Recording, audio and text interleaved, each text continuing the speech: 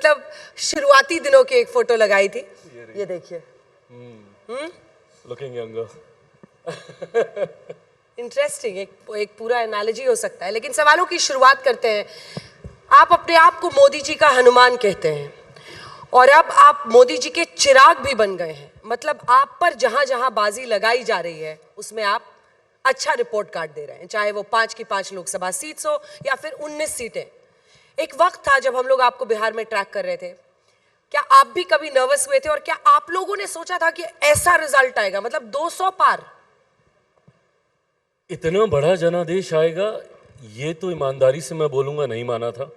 हम लोग कल्पना ज़रूर कर रहे थे कि 170 175 तक हम लोग जाएंगे, अपनी मेहनत पे पूरा विश्वास था।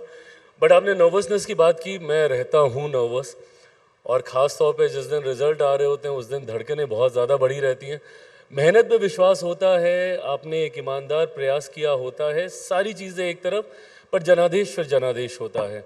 और वो जब तक रिज़ल्ट आपके सामने नहीं आता, और ख़ास तौर पे धड़कनें बढ़ाने के लिए जब वो एग्ज़िट पोल और ये सब आते हैं, and for some reason exit polls never been kind to me, तो उन्होंने मुझे 2014 से सिंगल डिजिट से ज़्यादा कभी कुछ दिखाया नहीं, तो वो धड़कनें आपकी और बढ़ा देते हैं। बट आई एम हैप्पी जिस तरीके का जनादेश आया, जनता ने जिस तरीके से, और मैं मानता हूँ ये जो 5 दलों का हमारा कॉम्बिनेशन था ये अपने में एक विनिंग कॉम्बिनेशन था, और जिस तरीके से विपक्ष वहाँ पे पूरी तरीके से धराशायी हुआ है, इसने हम लोग के विश्वास को और बढ़ाया है कि ये जो डबल इंजन की सरकार, प्रधानमंत्री जी की सोच और मुख्यमंत्री नीतीश कुमार जी का अनुभव, और मैं अपना भी जिक्र करूंगा, मेरा बिहार फर्स्ट बिहारी फर्स्ट, इस पे जनता ने विश्वास किया। बिल्कुल। और लेकिन विपक्ष डिनायल में है।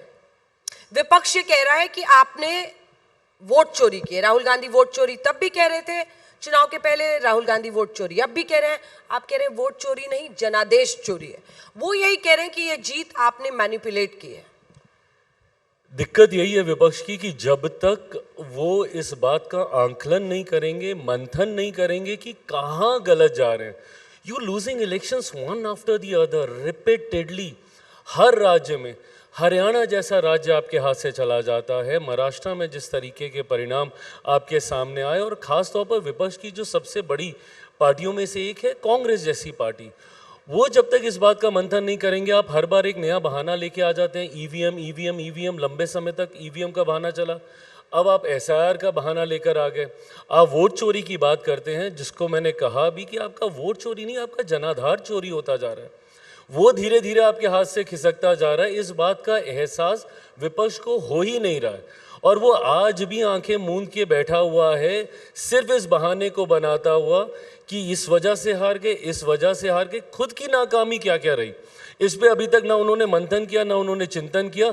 अगला चुनाव हारने का बहाना आज से उन्होंने तैयार करना शुरू कर दिया है। अब ये एसआईआर, वोट चोरी, ये अभी चलेगा, 5-6 साल तक चलेगा। इसके बाद ये लोग बंगाल हारेंगे, इसके बाद असम हारेंगे, इसके बाद ये लोग यूपी, पंजाब, सारे राज्य हारेंगे, और बहाना यही चलेगा। पर अगर वोटर के मन में शंका आ जाए, वो आपके लिए चिंता की बात है या नहीं है? वो ये कह रहे हैं कि चुनाव आयोग सरकार के इशारे पर काम कर रहा है, उनके वोटर्स को आप निकाल रहे हैं और ये सुनिश्चित कर रहे हैं कि आपको जीत मिले। वोटर मैनिपुलेशन हो रहा है, लिस्ट मैनिपुलेशन हो रहा है। अगर जनता में इस बात का आक्रोश होता तो मुझे लगता है हम लोग चुनाव लड़के आए हैं, ये आक्रोश दिखता, पर पूरा चुनाव हम लोगों ने लड़ लिया। एंड अंजना जी, मैं मतलब ईमानदारी से बोलता हूँ कि जब ये सारी बातें होती हैं तो हम लोग के भी बीएलएस होते हैं ग्राउंड पे, वो भी इस बात को सुनिश्चित करते हैं कि उस बूथ पे किसी भी व्यक्ति के साथ किसी तरीके का अन्याय नहीं हो।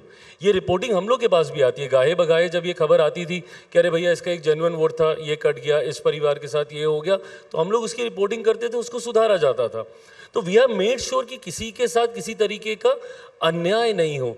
बट जब आप वोट चोरी वोट चोरी वोट चोरी लोगों के बीच आप जाते हैं इस बात को लेकर, मैं बिहार का ही मैं उदाहरण दूंगा, राहुल जी ने लंबी यात्रा की, 15-16 दिन तक वो वहाँ पर रहे, पर क्या मिला?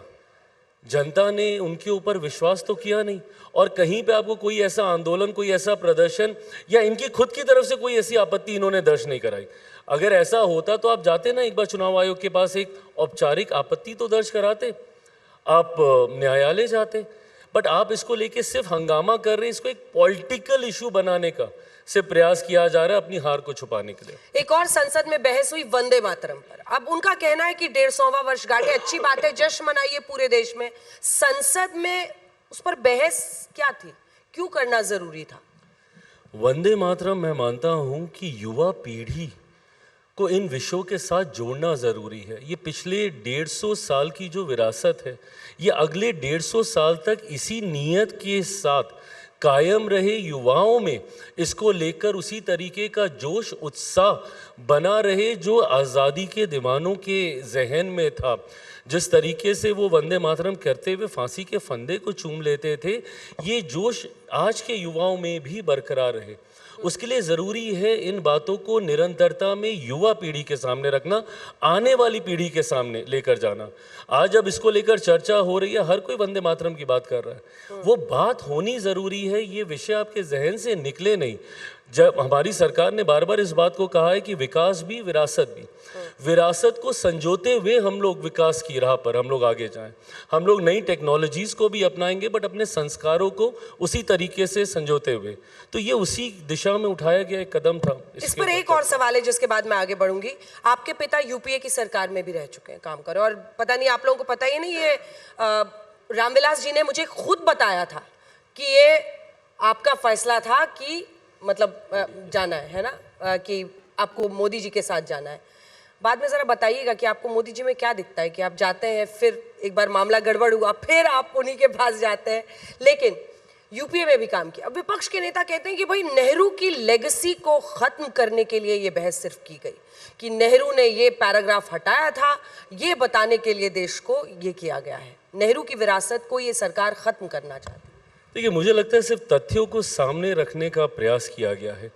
इस बात को कोई नकार नहीं सकता कि हमारे देश में लंबे समय तक राजनीति तुष्टीकरण की सोच के साथ भी होती रही है। अपीजमेंट पॉलिटिक्स हमारे देश में हुई है, वोट बैंक की राजनीति हमारे देश में हुई है। मैं ये मानता हूँ, और यही कारण था 2014 में जब मैं मौजूदा प्रधानमंत्री और उस वक्त प्रधानमंत्री पद के दावेदार नरेंद्र मोदी जी के साथ मैं गठबंधन में जाना चाहता था। क्यों? उसके पीछे का कारण यही था कि पहली बार देश में 2013 या 12? 2013 में हम लोग अलायंस में हम लोग गए। हाँ, तो चुनाव के पहले ही आपने अपने पिता से कहा, क्या देखा आपने? क्योंकि पहली बार देश में, क्योंकि मैं जिस राज्य से आता हूं अंजना जी, हम लोग जिस राज्य से आते हैं, हमारे राज्य में आपको ब्राह्मण मिल जाते हैं, भूमियार मिल जाते हैं, राजपूत मिल जाते हैं, पिछड़ा मिल जाते हैं, अति पिछड़ा मिल जाते हैं, दलित मिल जाते हैं, महादलित मिल जाते हैं, हिंदू मिल जाते हैं, मुसलमान मिल जाते हैं, पर आपको बिहारी नहीं मिलता। ऐसे में ये बांटने की राजनीति जिस तरीके से ये राजनीतिक दल इतने समय से करते आए, देश में पहली बार एक ऐसे प्रधानमंत्री पद के दावेदार आए जो 125 करोड़ देशवासियों की बात करते थे, जो ना हिंदू की बात करते थे, ना मुसलमान की बात करते थे, ना अगड़ा ना पिछड़ा, सबको साथ लेकर सबका साथ सबका विकास की बात करते थे। और मैं चाहता हूँ और मैं मानता हूँ, और आज की युवा पीढ़ी ये चाहती है कि जात पात धर्म मजहब से उठकर हम विकास की बात करें। आज कम से कम हमारे सामने एक टारगेट तो आया, एक एजेंडा तो सेट हुआ कि 2047 तक भारत को एक विकसित देश बनाना है। जब से हम लोगों ने जन्म लिया, हम लोग से भारत एक विकसित देश है, विकसित देश है, डेवलपिंग नेशन। डेवलपिंग नेशन कब तक डेवलपिंग रहेगा? कभी तो हम एक डेवलप्ड नेशन बनेंगे, बट उसके लिए वो रोड मैप क्या होगा, उसके लिए वो टारगेट क्या होगा, ये आज तक किसी ने इसकी चर्चा नहीं की। तो उस वक्त पहली बार देश में एक ऐसा चेहरा जो इन चीज़ों की बात करते थे, तो उसमें देश के करोड़ों युवाओं के साथ साथ मैं भी उन प्रभावित युवाओं में था जो उनके साथ गठबंधन करना चाहता था।